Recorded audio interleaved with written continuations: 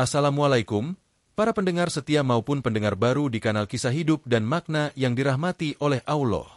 Pada kesempatan ini, kami akan menceritakan kisah seorang anak yatim yang baru saja kehilangan ayahnya dalam sebuah kecelakaan tragis.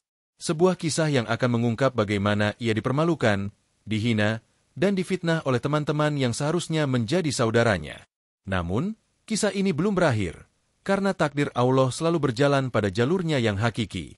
Seorang anak yatim yang terluka ini akan menemukan kekuatan luar biasa yang selama ini tak pernah ia bayangkan. Sebelum kita melanjutkan, bagi Anda yang beragama Islam, kami sarankan untuk meluangkan waktu menuliskan selawat Nabi Muhammad. Semoga selawat ini menjadi saksi untuk mendapatkan syafaat di akhirat nanti. Jangan lupa untuk like dan subscribe ke kanal ini. Dukungan Anda sangat berarti dalam menyebarkan dakwah Islam dan menjadi amal jariah. Mari kita simak kisah ini dan biarkan hati kita tergerak oleh takdir yang tak terduga. Di sebuah pesantren yang terletak di desa kecil di Kediri, hiduplah seorang anak yatim bernama Rizky. Sejak kecil, Rizky telah menghadapi banyak cobaan dalam hidupnya. Kehilangan ayahnya akibat kecelakaan tragis meninggalkan ia dan ibunya dalam keadaan sulit. Meskipun tanpa figur ayah di sampingnya, Rizky selalu menunjukkan semangat yang mengagumkan. Ibunya, seorang wanita sederhana, selalu mengajarkan Rizky untuk tunduk kepada Allah, rajin beribadah, serta tak pernah menyerah dalam menuntut ilmu. Pesantren menjadi tempat bagi Rizky untuk memperdalam pengetahuannya tentang agama. Di sana, ia merasa menemukan kedamaian dan kesempatan untuk memperbaiki diri. Rizky adalah sosok yang rajin dan selalu berusaha keras untuk menambah ilmu. Ia tidak hanya belajar dengan tekun, tetapi juga siap membantu teman-teman sesama santri yang membutuhkan pertolongan. Meskipun masih muda, kebijaksanaan Rizky dalam bertindak membuatnya dihormati oleh banyak ustaz di pesantren. Namun, di balik ketekunan dan kerendahan hatinya, Rizky seringkali tidak diterima dengan baik oleh rekan-rekannya, terutama oleh Farhan, seorang santri yang merupakan anak pejabat terkemuka di Kediri.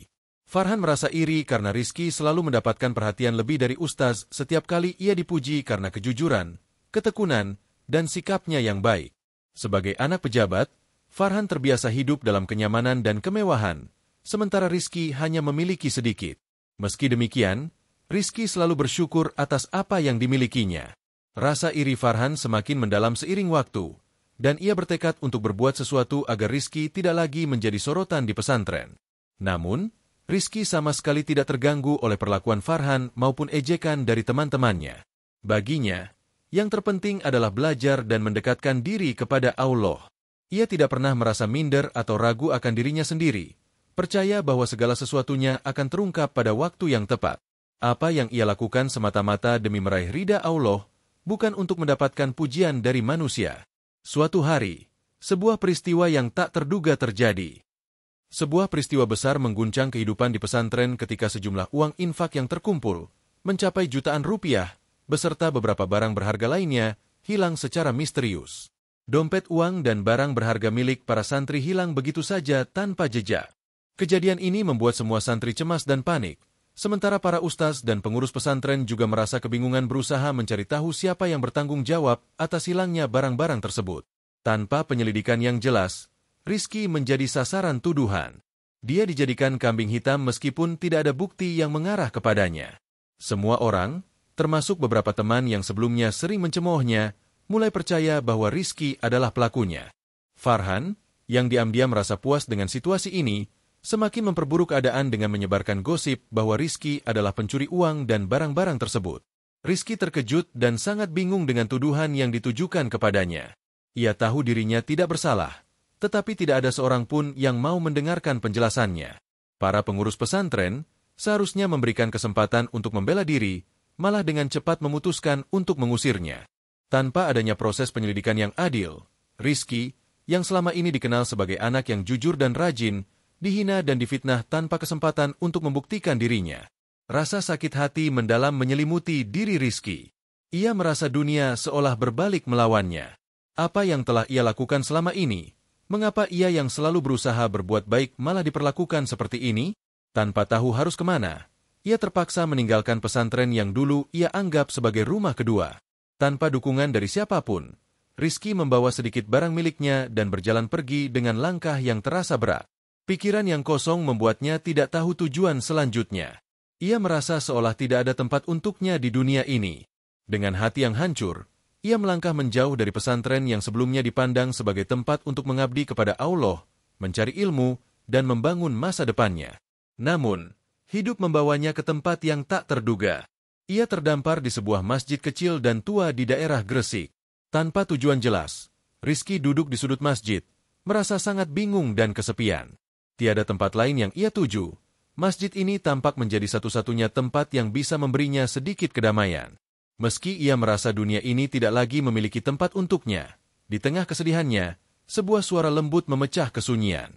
Seorang pria tua dengan wajah penuh kebijaksanaan dan ketenangan mendekat. Pria itu mengenakan pakaian marbot masjid yang sederhana, tetapi wajahnya dipenuhi kebaikan. "Nak, kenapa wajahmu begitu murung?" tanya pria itu dengan lembut, seakan bisa merasakan kesedihan mendalam di dalam hati Rizky. Rizky menatap pria itu dengan tatapan kosong, tidak tahu harus berkata apa karena hatinya terlalu hancur untuk mengungkapkan perasaannya. Namun, pria itu tidak menunggu lama untuk berbicara lebih lanjut. "Jangan khawatir, Nak. Semua cobaan yang Allah berikan pasti ada hikmahnya. Saya Ustaz Adi, marbot masjid ini. Jika kamu ingin, saya bisa memberimu pekerjaan membersihkan masjid ini," katanya dengan senyum yang menenangkan. Rizky merasa ada sesuatu yang menenangkan dalam suara Ustaz Adi. Tanpa berpikir panjang, ia menerima tawaran itu. Meskipun pekerjaannya sederhana, ia merasa kedamaian yang hadir bersama pekerjaan itu membuat Rizky merasa seolah-olah telah menemukan tempat di dunia ini yang memberinya kesempatan untuk memulai kembali. Sambil membersihkan masjid dan merawat lingkungan sekitar, ia terus mengaji dan belajar. Ia merasakan kedamaian yang tak pernah ia temukan saat di pesantren. Hari demi hari berlalu, meski hidupnya tidaklah mudah, Rizky mulai menemukan kebahagiaan sejati. Ia belajar untuk tidak bergantung pada penilaian orang lain. Kini, fokusnya hanya pada upaya membantu orang lain dan mendekatkan diri kepada Allah. Meski dunia terasa penuh ketidakadilan, Rizky merasa tidak pernah sendirian, karena Allah senantiasa bersama orang-orang yang sabar dan ikhlas. Waktu berlalu dengan ketenangan. Setiap harinya, Rizky merasakan kedamaian yang semakin mendalam di hatinya, tak lagi memikirkan masa lalu yang syarat penghinaan dan fitnah. Setiap pagi, ia bangun lebih awal untuk menyapu halaman masjid, membersihkan debu, dan memastikan setiap sudut masjid rapi dan bersih. Setelahnya, ia meluangkan waktu untuk mengaji, mendalami setiap ayat Al-Quran yang membimbingnya untuk bersabar dan bertawakal. Ustaz yang semakin menyayanginya, terus memberikan pelajaran agama dan kebijaksanaan hidup.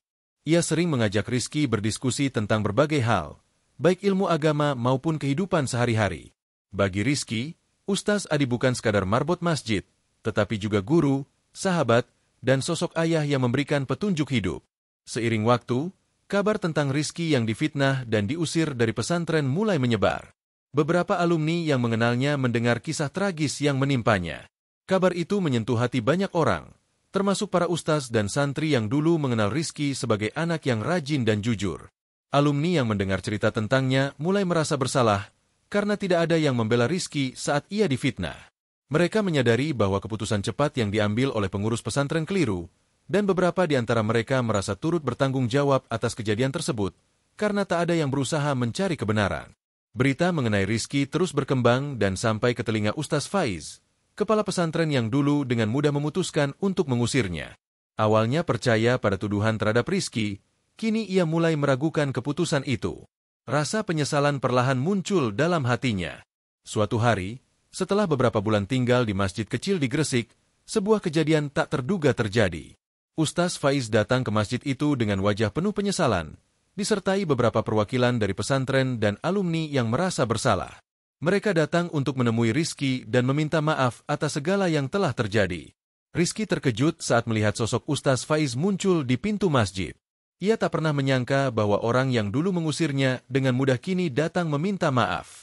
Ustaz Faiz menghampirinya dengan langkah berat, seolah membawa beban penyesalan yang mendalam. "Rizky, kami datang untuk meminta maaf atas semua yang terjadi. Kami telah membuat keputusan yang salah," ucap Ustaz Faiz dengan nada penuh penyesalan. Dengan suara serak, Rizky menatapnya dengan pandangan yang penuh teka-teki. Di satu sisi, hati Rizky terasa sakit karena peristiwa yang menimpanya masih terasa baru, dan luka itu masih menganga. Namun, di sisi lain, ia juga merasakan lega karena akhirnya kebenaran mulai terungkap. Ustaz, saya hanya ingin menuntut ilmu dan mendekatkan diri kepada Allah. Tetapi jika ini yang telah ditentukan, saya ikhlas, jawabnya dengan suara tenang. Ustaz Faiz terdiam, tak tahu harus berkata apa lagi. Beberapa perwakilan dari pesantren dan alumni yang hadir di sana juga merasa canggung. Mereka tidak tahu cara untuk menebus kesalahan yang telah mereka buat terhadap Rizky. Namun, dengan penuh penyesalan, Ustaz Faiz melanjutkan, "Rizky, kami ingin mengundangmu kembali ke pesantren. Kami ingin memperbaiki semua kesalahan yang telah kami buat." Rizky terdiam sejenak. Tawaran itu sungguh menggugah hatinya, membuatnya merasa seolah dunia berputar cepat di hadapannya. Apakah ia akan kembali ke pesantren yang pernah menghinanya, tempat yang dulu ia anggap sebagai rumah kedua? Ataukah ia akan tetap tinggal di masjid ini, membantu orang-orang yang membutuhkan dan terus mengajar anak-anak di sekitar Gresik? Hatinya pun terasa bimbang. Ia berpikir tentang masa depannya, tentang apa yang sebenarnya ia inginkan. Terkadang, dalam kebingungan, keputusan terbaik adalah memilih apa yang memberi kedamaian dan ketenangan. Rizky mulai merasakan bahwa hidupnya kini lebih damai di masjid ini, jauh dari hiruk-pikuk dunia yang penuh fitnah dan kebohongan. Namun Ustaz Faiz tidak berhenti di situ. "Rizky, kami ingin memperbaiki semuanya. Kami akan memberimu kesempatan untuk membuktikan dirimu lagi. Kamu adalah santri yang baik, dan kami salah dalam menilaimu dulu. Kembali ke pesantren, dan mari kita bersama-sama membenahi pesantren ini agar tidak ada lagi kesalahan seperti yang terjadi pada dirimu," kata Ustaz Faiz dengan mata yang penuh penyesalan. Rizky memandang Ustaz Faiz, bingung dengan tawaran yang datang sedalam itu. Ia merasa kesulitan untuk menerima tawaran itu. Meskipun pesantren adalah tempat yang dulu ia cintai, ia tidak ingin kembali hanya untuk dijadikan alat oleh orang-orang yang pernah menghinanya. Dengan hati-hati, Rizky mulai berbicara, "Saya tidak tahu apakah saya bisa kembali. Meskipun pesantren itu tempat saya belajar, saya merasa lebih berguna di sini.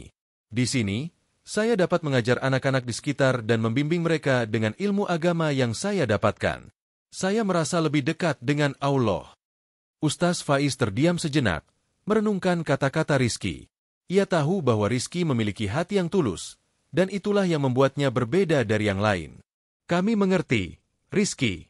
Kami tidak ingin memaksamu, tetapi jika kamu mau, kami akan selalu menyambutmu kembali ke pesantren," kata Ustaz Faiz dengan suara yang penuh harap. Rizky merasa ada keputusan besar yang harus ia ambil.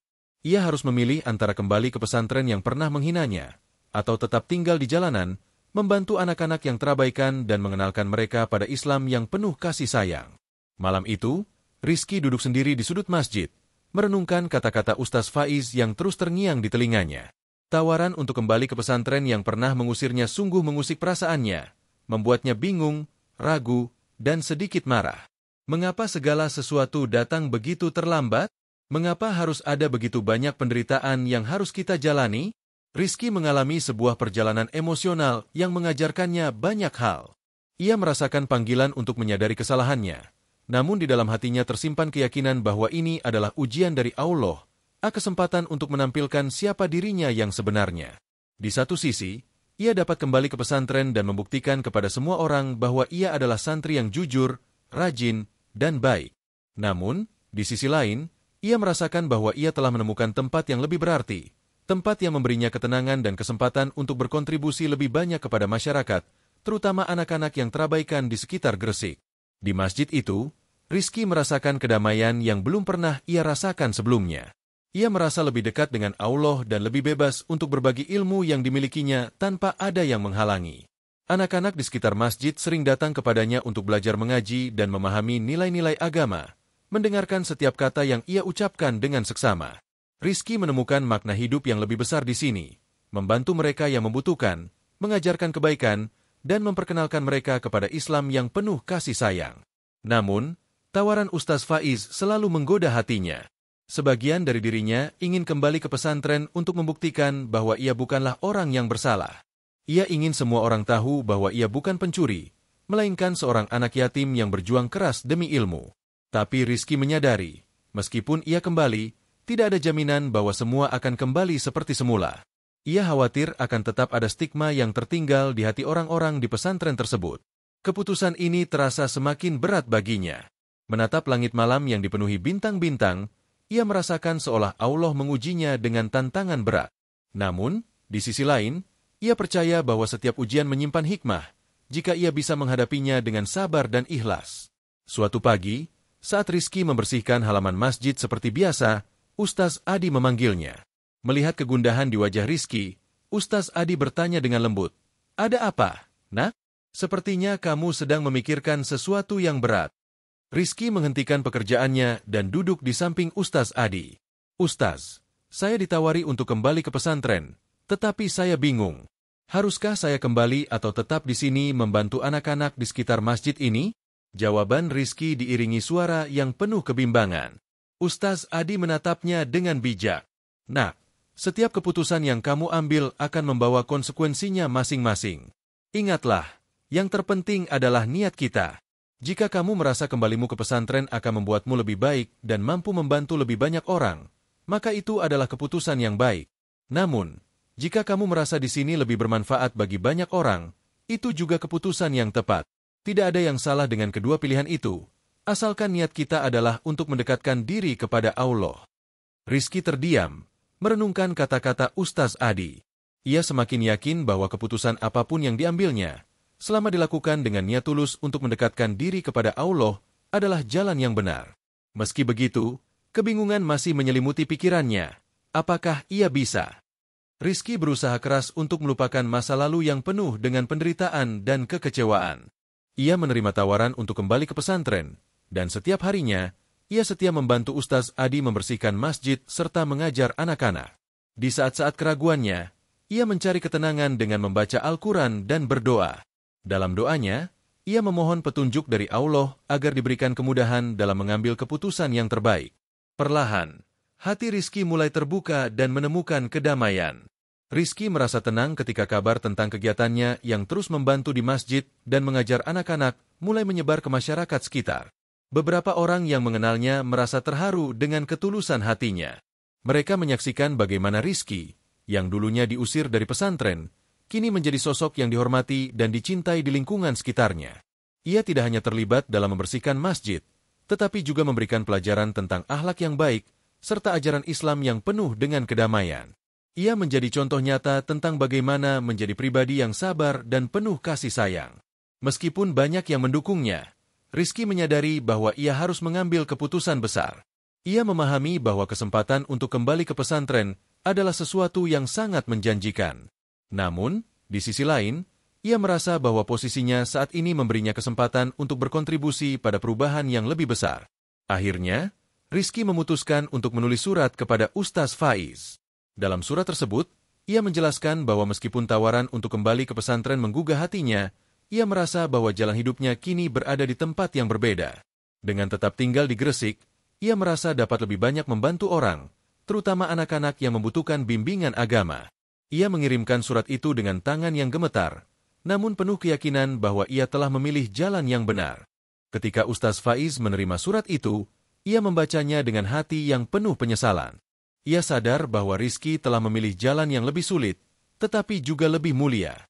"Rizky, kamu benar-benar telah mengajarkan kami banyak hal," bisiknya sambil menatap surat itu dengan penuh perasaan. Beberapa minggu setelah surat itu dikirimkan, kehidupan di Gresik kembali berjalan seperti biasa. Rizky semakin banyak menghabiskan waktu di masjid bersama Ustaz Adi, membersihkan masjid, mengajari anak-anak, dan membantu siapa saja yang membutuhkan. Meski begitu, terkadang perasaan rindu akan kehidupan pesantren yang damai menghinggapinya. Di tempat ini, ia merasa dihargai, diterima, dan diberikan kesempatan untuk berkembang. Sementara itu, kabar tentang Rizky yang dulu difitnah dan diusir dari pesantren terus menyebar dari mulut ke mulut di kalangan masyarakat sekitar. Banyak orang merasa iba melihat nasibnya yang teraniaya tanpa alasan yang jelas. Bahkan, beberapa alumni pesantren yang pernah belajar bersamanya mulai merasakan penyesalan mendalam atas perlakuan tidak adil terhadapnya. Mereka merasa telah salah menilai Rizky hanya karena terjebak dalam kepentingan pribadi atau pengaruh dari pihak tertentu. Suatu pagi yang cerah, ketika Rizky sedang mengajar sekelompok anak di halaman masjid, ia melihat seseorang yang tidak dikenal mendekat. Orang itu mengenakan pakaian rapi dengan wajah serius namun tampak penuh penyesalan. Rizky terkejut ketika orang tersebut mendekat dan memperkenalkan diri. "Rizky, apa kamu ingat saya? Saya Ustaz Faiz. kepala pesantren tempat kamu belajar dulu. Rizky memandang Ustaz Faiz dengan tatapan penuh keheranan. Ustaz Faiz, tanyanya dengan nada ragu. Apa yang membawa Ustaz ke sini? Ustaz Faiz menundukkan kepalanya dengan rasa bersalah yang mendalam. Saya datang untuk meminta maaf, Rizky. Saya ingin mengakui kesalahan besar yang telah saya buat. Dulu, saya terlalu cepat mengambil keputusan tanpa menyelidiki kebenaran. Saya membiarkan orang-orang di pesantren menghina dan memfitnahmu, serta ikut serta dalam pengusiranmu meski tanpa bukti yang jelas. Mendengar pengakuan ini, Rizky merasa sangat terkejut. Rizky tidak menyangka bahwa kepala pesantren yang pernah mengusirnya kini datang dengan penyesalan. Ustaz Faiz, yang berdiri di depannya, menatapnya dengan wajah penuh rasa bersalah. Rizky, saya baru sadar bahwa selama ini saya terlalu terpengaruh oleh Farhan dan orang-orang lain yang memiliki kepentingan. Semestinya, saya lebih bijaksana dalam mengambil keputusan. Kini saya menyadari betapa kamu tidak bersalah. Kamu adalah anak yang jujur dan baik. Seharusnya saya lebih mempercayaimu. Rizky menundukkan kepala, merasakan campur aduk dalam hatinya. Di satu sisi, ia merasa lega mendengar pengakuan itu, tetapi di sisi lain, luka dari pengusiran itu masih terasa dalam. Ustaz, semua itu sudah terjadi. Saya telah menerima semuanya meskipun sulit.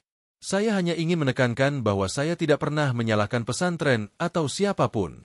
Saya hanya ingin terus belajar dan membantu orang-orang di sekitar saya. Jawabnya dengan suara tenang. Setelah terdiam sejenak, Ustaz Faiz melanjutkan, Rizky, kami ingin mengundangmu kembali ke pesantren. Kami semua merasa bersalah atas perlakuan yang kamu terima. Kami ingin kamu kembali untuk mengajar, berbagi ilmu, dan membuktikan bahwa kamu adalah santri yang sejati. Rizky merasa bingung. Tawaran itu datang begitu tiba-tiba. Meskipun hatinya tergugah, ia tahu harus mengambil keputusan yang tepat. Di satu sisi, pesantren itu adalah tempat yang dulu menjadi impiannya. Sedangkan di sisi lain, ia merasa kini berada di masjid ini, di tengah-tengah orang yang lebih membutuhkan bantuannya. Namun, sebelum ia bisa memberikan jawaban, Ustaz Faiz melanjutkan, kami akan mengatur semuanya dan memastikan tidak akan ada lagi ketidakadilan seperti yang kamu alami dulu. Kami ingin kamu tahu bahwa kamu selalu diterima di sana. Rizky terdiam, hatinya bergolak. Tapi ia tahu ini adalah kesempatan yang tak boleh dilewatkan. Ia memandang Ustaz Faiz dengan penuh rasa hormat dan berkata, saya akan memikirkan tawaran itu, Ustaz. Saya sangat menghargainya. Namun saya juga ingin memastikan bahwa keputusan saya dapat membawa manfaat bagi lebih banyak orang. Ustaz Faiz mengangguk dengan penuh pengertian. Tentu, Rizky. Kami akan menunggu jawabanmu dan berharap kamu bisa kembali. Setelah pertemuan itu, Rizky merasa bingung. Ia kembali ke masjid dan melanjutkan pekerjaannya seperti biasa. Namun pikirannya terus dipenuhi rasa ragu. Tawaran itu sangat menggoda. Tetapi ia sadar bahwa tidak bisa kembali ke pesantren hanya untuk membuktikan sesuatu kepada orang lain. Ia harus memastikan bahwa langkahnya benar-benar untuk kebaikan dirinya dan orang-orang di sekitarnya. Sepanjang malam, Rizky merenung. Ia tahu hidupnya kini lebih bermakna di Gresi. Ia merasa lebih dekat kepada Allah, lebih sabar, dan lebih mengerti apa yang benar-benar penting dalam hidup ini. Saat itu, ia menyadari bahwa pengalaman pahit yang telah dilaluinya justru membentuknya menjadi pribadi yang lebih kuat dan bijaksana. Keesokan harinya, Rizky kembali bertemu dengan Ustaz Adi. Setelah menceritakan pertemuannya dengan Ustaz Faiz, ia mengungkapkan keraguannya. Ustaz Adi mendengarkan dengan seksama dan kemudian berkata, Nak, setiap langkah pilihan yang kamu ambil sebaiknya didasari oleh niat yang tulus. Jika kamu merasa bahwa kembali ke pesantren akan memberikan manfaat yang lebih besar, maka itu adalah keputusan yang tepat. Namun, jika perasaanmu sebaliknya, di tempat ini, kamu dapat lebih banyak membantu orang lain, dan itu adalah pilihan yang baik. Rizky mengangguk perlahan, merasakan ketenangan setelah berbincang dengan Ustaz Adi. Ia menyadari bahwa apapun pilihannya, selama niatnya untuk mendekatkan diri kepada Allah tetap terjaga, maka itu adalah langkah yang benar. Beberapa hari setelah pertemuannya dengan Ustaz Faiz, Rizky tak bisa lagi menghindari kenyataan bahwa ia harus membuat keputusan besar. Tawaran untuk kembali ke pesantren terus terngiang di pikirannya.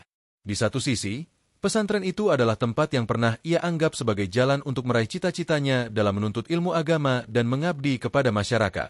Namun, di sisi lain, ia merasa hidupnya sekarang di Masjid Gresik jauh lebih bermakna. Di sini, Ia dapat berbagi ilmu langsung kepada anak-anak jalanan dan orang-orang yang memang sangat membutuhkan pertolongan. Rizky duduk termenung di sudut masjid, memandang langit yang mulai meredup di sore hari. Ia merenungkan semua peristiwa yang terjadi, mulai dari pengusirannya, penyesalan yang datang terlambat dari pesantren, hingga tawaran kembali yang kini berada di hadapannya. Namun, di dalam hatinya, ada satu hal yang jelas. Ia tidak ingin menjadi orang yang kembali hanya untuk membuktikan bahwa ia tidak bersalah. Ia ingin hidup dengan tujuan yang lebih besar, yakni membantu mereka yang terlupakan dan mengajarkan kebaikan dengan cara yang lebih langsung, tanpa ada prasangka atau fitnah. Ustaz Adi, yang selalu hadir di sampingnya, memberi nasihat yang menenangkan. Nak, hidup ini penuh dengan pilihan, dan setiap pilihan membawa konsekuensinya. Jika kamu merasa di pesantren kamu bisa membantu lebih banyak orang, maka pergilah. Tapi ingat, jalan yang kamu pilih harus berlandaskan niat yang ikhlas. Jangan sampai niatmu terganggu oleh ambisi pribadi atau keinginan untuk membuktikan apapun kepada orang lain. Allah akan menunjukkan jalan yang benar jika kamu selalu berusaha untuk ikhlas. Kata-kata tersebut bagaikan lentera yang menerangi jalan gelap yang membingungkan hati Rizky. Ia merasa tenang meskipun keputusan di hadapannya begitu besar. Ia menyadari bahwa hidupnya akan selalu berhubungan dengan perjuangan dan pengorbanan. Jika ia kembali ke pesantren, itu bukan untuk membalas dendam atau mencari pengakuan, tetapi dengan niat yang tulus untuk mengabdi lebih banyak lagi. Pada malam yang penuh bintang tersebut, Rizky membuat keputusan dengan langkah yang pasti. Ia kembali menemui Ustaz Faiz. Tak ada kemarahan atau kebencian yang tersisa di hatinya. Semua yang terjadi adalah bagian dari takdir yang harus dijalani. Rizky sudah siap menghadapi apapun yang akan datang. Saat ia sampai di hadapan Ustaz Faiz, ia mengucapkan kata-kata dengan penuh keyakinan. Ustaz, saya akan kembali ke pesantren. Namun, saya ingin semuanya berjalan dengan cara yang benar. Saya ingin membuktikan bahwa ilmu yang saya dapatkan bukan hanya untuk diri saya sendiri, tetapi untuk membantu orang lain. Saya akan kembali bukan untuk membalas dendam atau membuktikan kesalahan orang lain, tetapi untuk menunjukkan bahwa Islam adalah jalan yang penuh kasih sayang dan setiap orang berhak mendapat kesempatan untuk berubah. Ustaz Faiz menatap Rizky dengan penuh penghormatan. Kami sudah menunggu keputusanmu, Rizky. Kami semua siap mendukungmu. Semoga langkahmu ini membawa berkah. Keputusan yang diambil oleh Rizky telah menjadi berkah bagi banyak orang. Setelah itu, ia kembali ke. Dengan hati yang lapang, Rizky memasuki pesantren tanpa ada rasa dendam atau kebencian terhadap siapapun. Ia merasa lebih dewasa dan siap menghadapi segala tantangan yang ada di depannya. Begitu melangkah di halaman pesantren, beberapa santri yang sebelumnya pernah merendahkannya kini menatapnya dengan pandangan berbeda. Beberapa di antara mereka merasa malu dan mendekat untuk meminta maaf. Rizky hanya membalas dengan senyuman dan anggukan kepala. Ia menyadari bahwa hidup bukan sekadar tentang membalas perlakuan orang lain, tetapi tentang bagaimana kita bisa menyebarkan kebaikan kepada mereka yang pernah salah menilai kita. Hari-hari di pesantren kembali berjalan, namun Rizky kini lebih berhati-hati dalam bergaul dan mengajarkan ilmu. Ia mengajarkan para santri untuk tidak hanya mengejar pengetahuan duniawi, tetapi juga memahami pentingnya berbuat baik kepada sesama, menjaga hati, dan selalu ikhlas dalam setiap langkah hidup. Rizky bukan hanya seorang pengajar di kelas, tetapi juga menjadi teladan bagi banyak orang. Ia mengajak mereka merasakan kedamaian yang ia temukan dalam dirinya, kedamaian yang tidak bergantung pada pengakuan orang lain, tetapi pada niat yang tulus untuk mendekatkan diri kepada Allah. Namun, perjalanan hidup Rizky tidak selalu mulus. Meskipun ia diterima kembali, tantangan terus berdatangan. Farhan, yang dulu selalu merasa iri dan berusaha menjatuhkannya, kini tidak senang melihat perubahan pada Rizky. Farhan merasa tersaingi oleh perhatian yang semakin banyak diberikan para ustaz dan santri lainnya kepada Rizky. Ia mulai merencanakan hal-hal untuk menghalangi langkah Rizky. Namun, Rizky telah siap menghadapi segala kemungkinan. Ia tahu bahwa setiap perjuangan pasti ada rintangannya, dan yang terpenting adalah tetap teguh pada niat untuk berbuat kebaikan.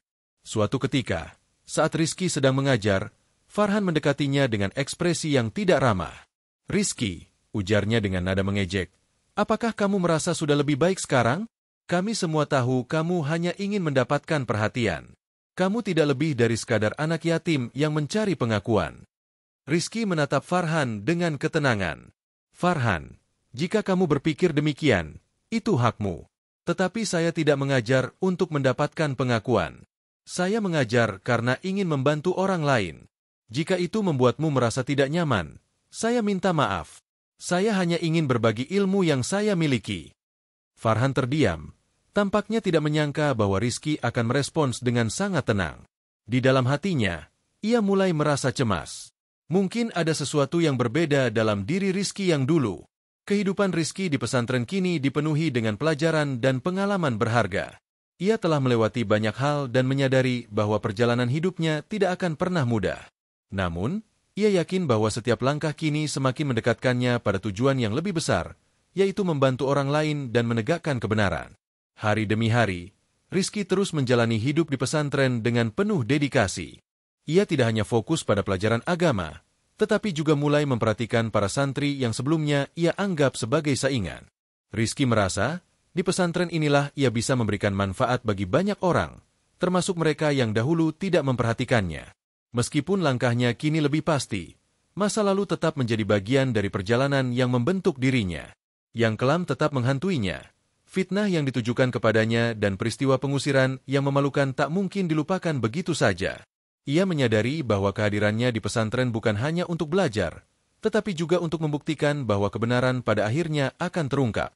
Suatu hari, Rizky sedang berada di perpustakaan pesantren ketika ia mendengar percakapan antara beberapa santri yang duduk di sudut ruangan.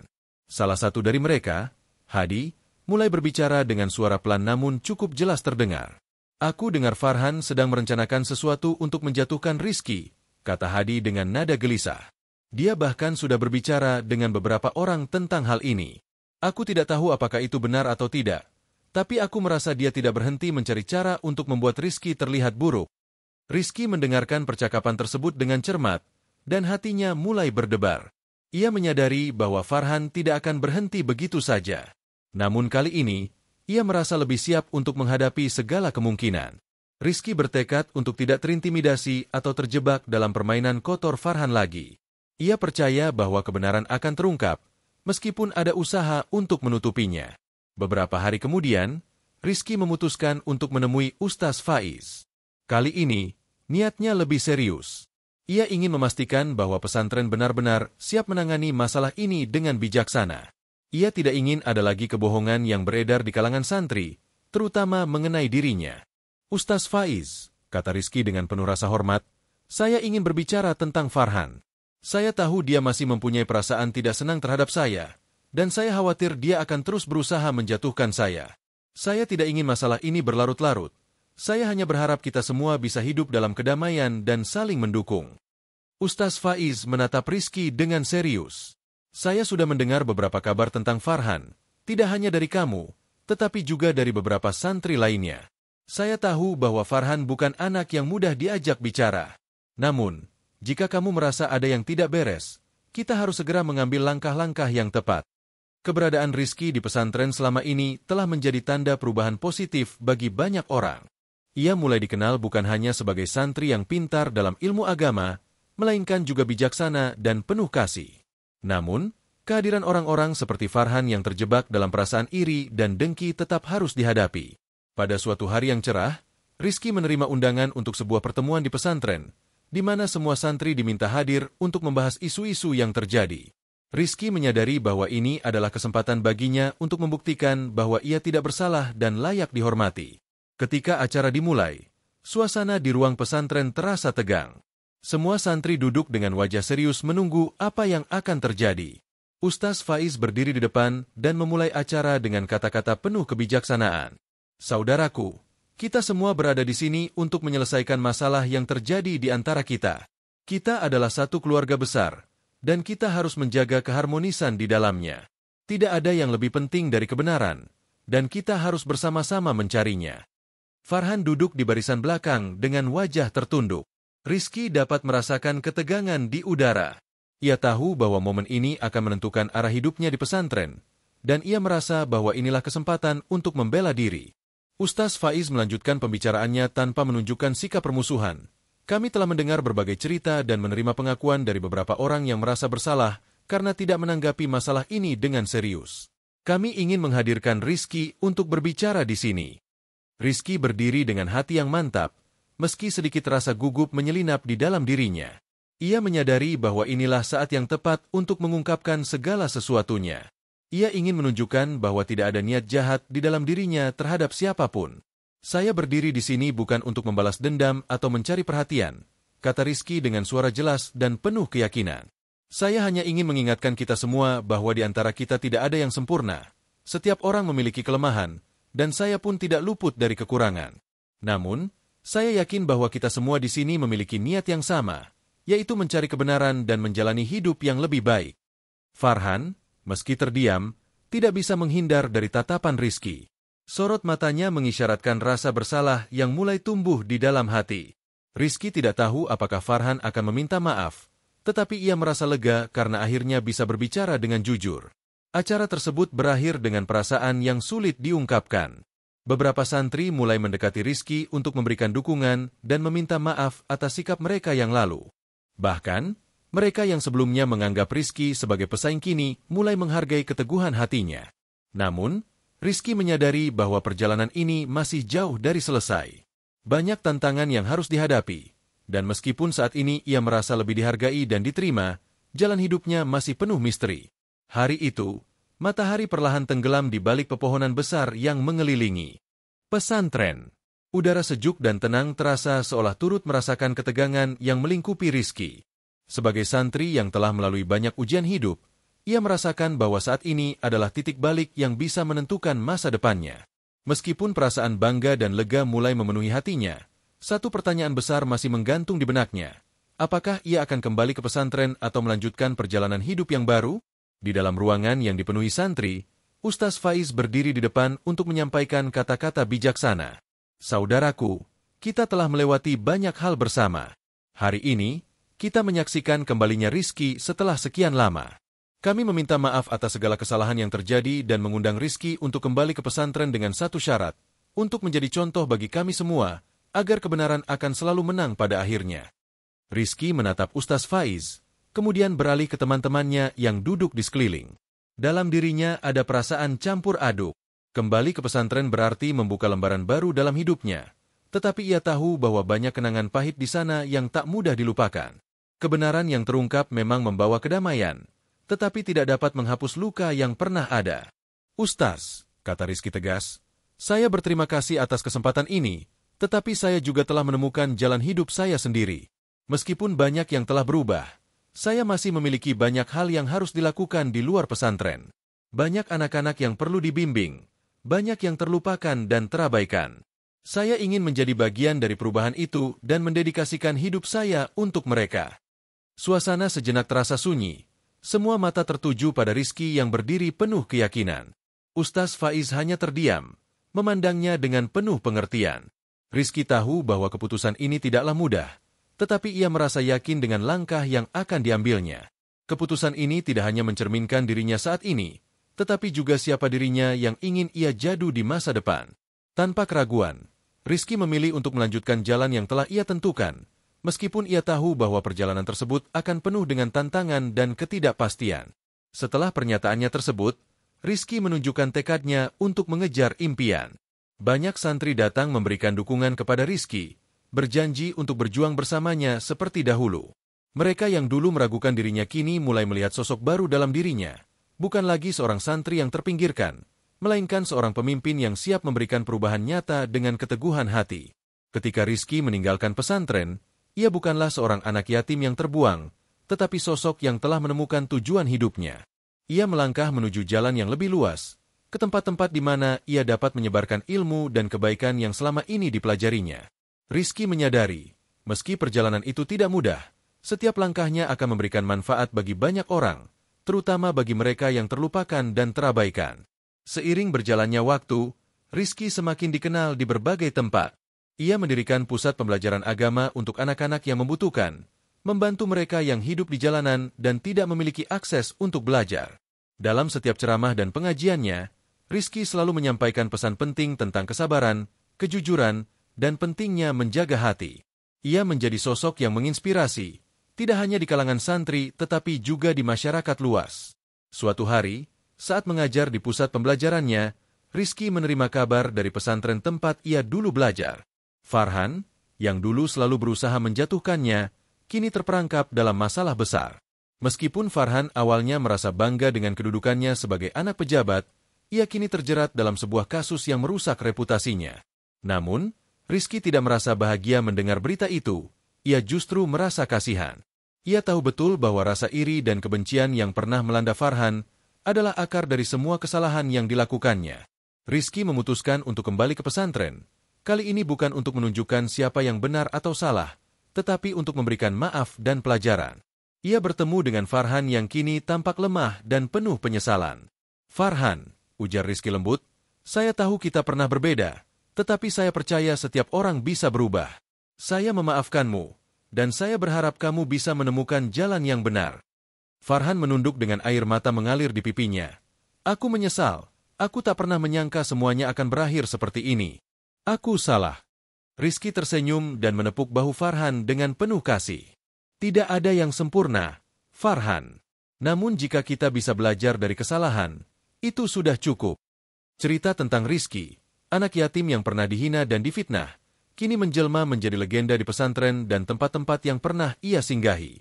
Ia tidak hanya menjadi simbol keteguhan hati, tetapi juga contoh nyata bahwa kebenaran, meskipun tertunda, akan selalu menang pada akhirnya. Perjalanan hidup Rizky mengajarkan kita bahwa di balik setiap cobaan dan kesulitan terdapat kesempatan untuk tumbuh dan memberikan manfaat bagi banyak orang.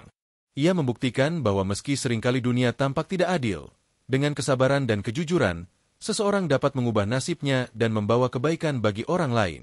Perjalanan Rizky baru saja dimulai, dan hikmah dari cerita ini mengajarkan kita tentang keteguhan hati, kesabaran, dan kejujuran dalam menghadapi ujian hidup.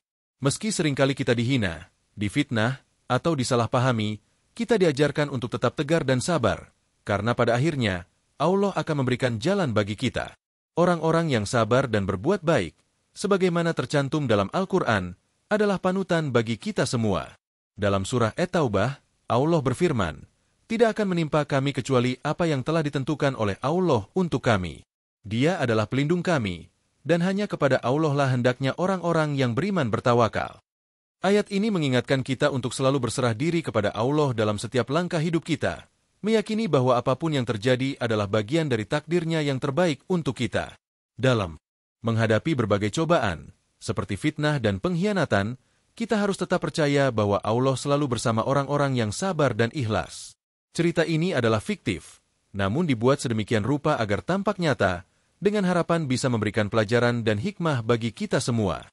Terima kasih telah mengikuti cerita ini. Semoga memberikan inspirasi. Jika Anda menikmati cerita ini, jangan lupa untuk memberikan komentar, menyukai, dan berlangganan agar lebih banyak cerita bermanfaat lainnya yang dapat Anda nikmati.